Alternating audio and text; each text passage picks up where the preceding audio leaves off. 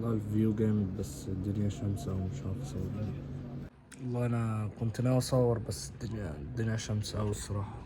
جو جو حر أوي.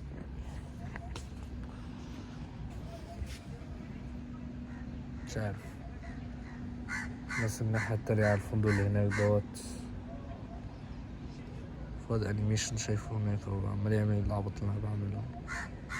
واد واقف هناك أهو، ده أنيميشن بس وأنا بصوره، ولو شافني وأنا بصوره مش عارف يعمل حاجة عشان بعيد. المهم هل اللغة كشيء، هل هو هيفيدك؟ اللغات هتفيدك ولا مش هتفيدك؟ انا واحد يعني انا واحد من الناس كنت قاعد في القاهرة برضو، شغال في القاهرة كول سنتر، قاعد مع كول سنتر عربي، يعني حتى ما كنتش بستفيد اصلا من الشغلانة. بقبض زي اي حد 4000 جنيه، يعني يكون مرتب كويس كمان بالنسبة لناس تانية كانت بتشتغل بتلاتة وتلاتة ونص. فالكلام ده مثلا من حوالي 5 شهور، لا اكتر من شويه. فالمهم انا كنت شغال، ما كنتش حاطط في دماغي خالص حوار اللغه، وكنت متعلم لغه كنت متعلم انجليزي، اللي هو المدارس بتاعي بتاع السناتر، اللي هو الحاجات البسيطه ديت. وما كنتش بستخدمه اصلا، يعني كان بيجي ساعات مكالمه انجليزي كل مثلا 3 ايام مره في الكول سنتر. عايز اقول لك ان احنا كنا بنعمل زي السمك اللي طلع من المايه، فاهم؟ لما بنسمع ان مكالمه انجليزي كنا بنديها لأفجر واحد عندنا، مثلا اللي هو قاعد في كلية مثلا تجارة انجليش مثلا أو حاجة زي كده، وتيزي خالص يا جماعة. يعني أنا كنت بشوفه بيطير وهو على الله خالص أبيض. فالمهم مكنتش حاطط الموضوع في دماغي لحد ما جيت شرم الشيخ هنا. اكتشفت يا جماعة إن ضيعت وقت كتير أوي أوي في إن هما فكرة إن هما مش عارفين لغات، او هم مثلا عارفين انجليزي مكسر ومش بيستخدموه. انا عارف ان انت مش عارف هتستخدمه فين. يعني هتقول لي ما انت في شرم الشيخ بتستخدمه عشان انت بتتكلم مع اجانب، انا عارف، وانا ما كنتش عرفت اتكلم انجليزي مثلا غير لو انا بتكلم مع اجانب. فكرت في الموضوع شويه، كنت ممكن تتعلم انجليزي وتشتغل كول سنتر انجليزي، هتقبض لك مثلا بدل ال4 تقبض 8، تقبض 10. فمثلا غير كده لما انا جيت هنا اكتشفت ان اصلا فكرة ان انت تقول انا معايا لغة او انا متعلم لغة، مش ان انت تبقى بتعرف تتكلم انجليزي، لا. لما انا جيت شرم الشيخ هنا اكتشفت ان في لغات تانية يا جماعة غير الانجليزي ممكن الناس تستخدمها، ناس تتعلمها. غير ان انا شفت ناس بارات مان، شفت لايف جارد شفت ناس سيلز، ناس شكلها بسيط قوي، بيتكلموا انجليزي، بيتكلموا ايطالي، بيتكلموا روسي.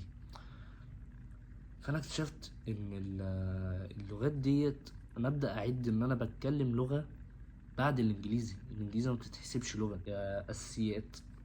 يعني لما بلاقي حد بيتكلم انجليزي مثلا من انجلترا او من المانيا او حاجه زي كده، وانا داخل مثلا بحاول اتكلم معاه روسي، انا ما بتكلمش روسي حلو بس يعني بعرف اتواصل مع حد بالروسي. فلما بلاقيه بيتكلم انجليزي فانا برجع بتكلم انجليزي بكل ارتياحيه، كاني لقيت حد بيتكلم عربي. فالانجليزي ده اكتشفت ان هو حاجه اساسيه.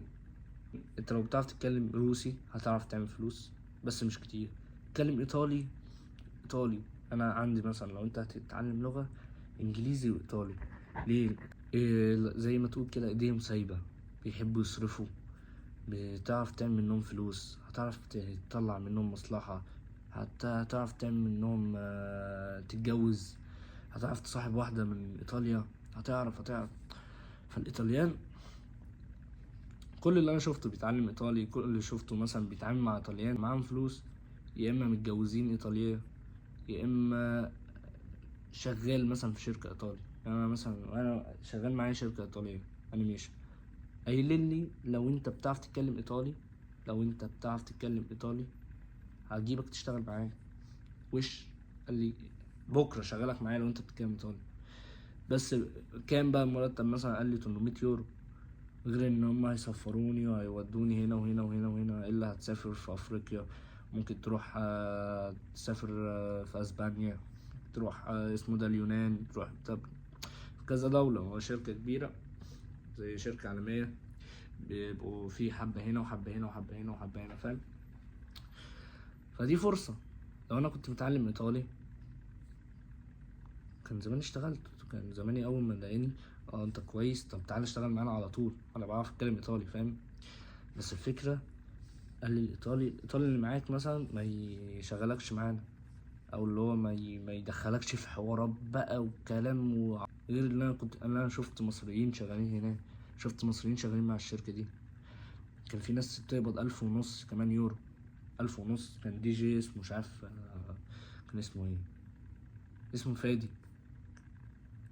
ومكانش عاجبه، وراح سافر راح ألمانيا يكمل شغل هناك. اللي انت نفسك فيه مع غيرك ومش عاجبه، عايز اكتر.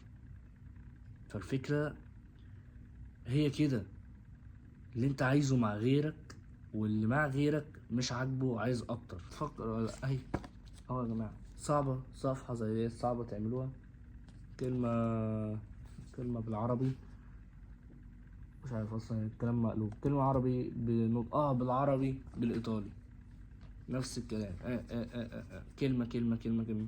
كمان يا جماعة انا مش بتعلم اللي هو اللغة اللي هي ككل لغة، لا انا بفكر اصلا وانا بكتب الصفحة ديت او الصفحتين دول، بقول ايه اللي انا عايز اعرفه، فبقول الجملة مثلا في دماغي او كلمة في دماغي انا بستخدمها، اللي هو النهاردة، بكرة، امبارح، بعد بكرة، مش دلوقتي، تعالى معانا.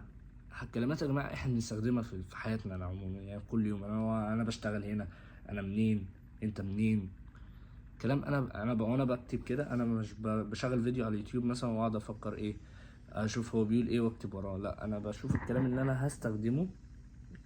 انا هستخدمه وبكتب على شات جي بي تي او اي حاجه من ديت الكلمه ونطقها بالعربي. بالانجليزي انت مستحيل تخرج بره مصر من غير انجليزي، بره مصر نهائي، لا دراسة بقى ولا الشغل ولا اي حاجة. انت لو انت ما بتتكلمش انجليزي انت داخل حدود مصر مش هتخرج منها. بتعرف تتكلم انجليزي نسبة ان انت تعرف تخرج من مصر بتكبر. انا مش بقولك ان انت خلاص هتخرج برا مصر، لا، نسبة ان انت تخرج برا مصر بتكبر، اللي هو ممكن يجيلك فرصة تستخدمها. انما بقى اوروبا، انما الحتت ديت، فانت مستحيل تخرج برا مصر من غير انجليزي. انا بحاول اتعلم ايطالي، بس الايطالي صعب.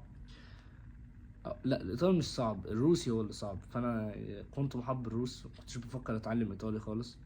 انا كنت محاط دايما بالروس، بتعامل مع الروس وبعمل كده، وكنت بيجي قدامي ايطاليان فكنت بستسهل.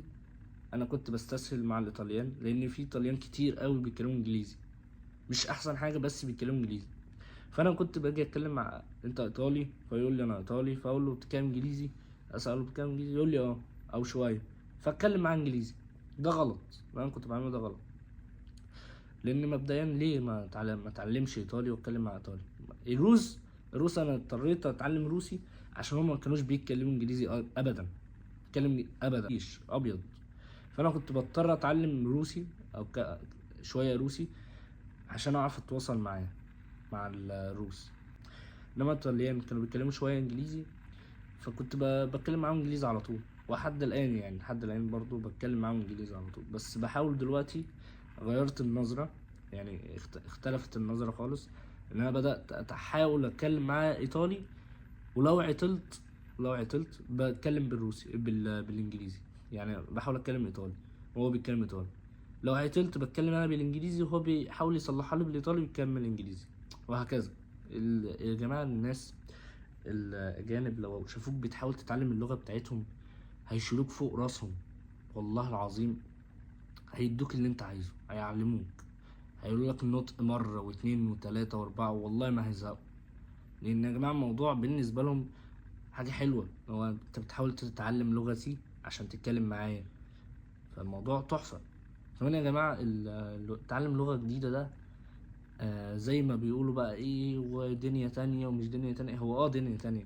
انا ممكن اطلع ابني من المدرسة واسيبك بقى من الجغرافيا والعربي والنحو والبلاغة والعبط ده كله، كل ده عبط، كل ده هري، ولا استفدت ولا الرياضة ولا الهندسة. انا كان بيشتغل، انا شغال في الفندق، كان شغال دكتور.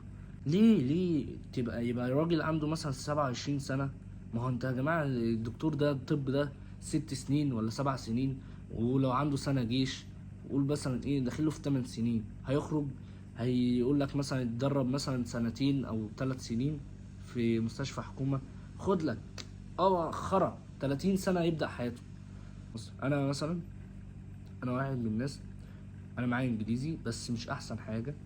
بص برضه، يعني انت مهما اتعلمت انت برضه مش هتبقى احسن حاجة ومش هتبقى فلوينت.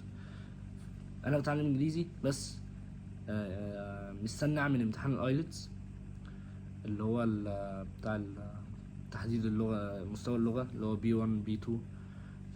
فانا مستني اعمل الامتحان دوت، وهعمله ان شاء الله، واشوف النتيجة اللي فيه، وهطلع اكمل دراستي بره. تعمل هنا 10 20 الف جنيه في الشهر، ده وحش، برضه وحش. لان الفكرة مش في الفلوس، الفكرة في قوانين المعيشة هنا وحشة في مصر. قوانين المعيشة مش كويسة، في تفرقة، في عنصرية، في عنصرية في مصر قوي، في كل حاجة وحشة. اتعلم لغة وسافر.